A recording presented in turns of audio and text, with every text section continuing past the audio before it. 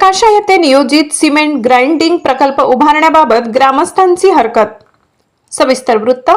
शहादा तालुक्यातील प्रकाशा येथे नियोजित सिमेंट ग्राइंडिंग प्रकल्पाबाबत 21 जानेवारी रोजी प्रकाशा येथील तडोदा चौफुली येथे लोकसुनावणीचे आयोजन करण्यात आले होते।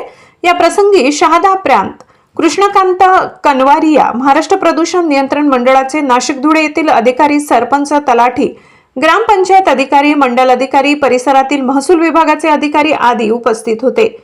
नियोजित सिमेंट ग्राइंडिंग प्रकल्पाविषयी टीव्ही स्क्रीनवर संपूर्ण माहिती प्रकल्पाबाबत ग्रामस्थांना दाखवण्यात आले। या प्रकल्पाविषयी स्थानिक रहिवाशांकडून हरकती घेण्यात आल्या।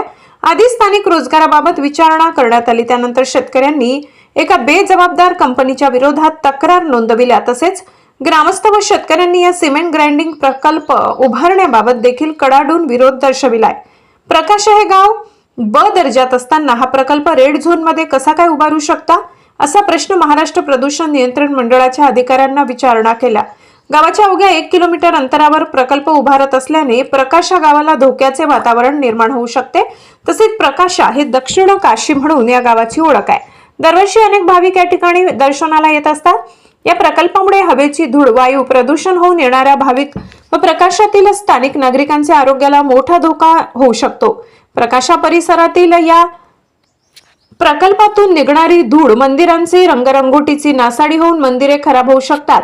याच दिशेने सर्वोदय विद्या मंदिर, खाजगी माध्यमिक, जिल्हा परिषद प्राथमिक शाळा, इंग्लिश मीडियम लहान मुलांची शाळा असून शैक्षणिक विद्यार्थ्यांना व स्थानिक नागरिकांना श्वास घेण्यास मोठा त्रास होईल। याचा गांभीर्याने विचार करण्याची गरज असून पुढील वर्षात सिंहस्थ परवडी आहे। या ठिकाणी लाखो भाविक येत असतात।